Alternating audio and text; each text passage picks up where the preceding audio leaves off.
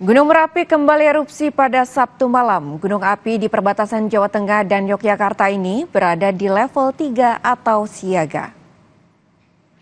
Erupsi Merapi kali ini disertai luncuran awan panas guguran sejauh 1,2 km ke arah hulu Sungai Bebeng di Sleman, Yogyakarta. Berdasarkan catatan petugas pos pemantauan Gunung Merapi, awan panas guguran terjadi sekitar pukul 19.46 waktu Indonesia Barat. Status Gunung Merapi saat ini berada di level 3 atau siaga.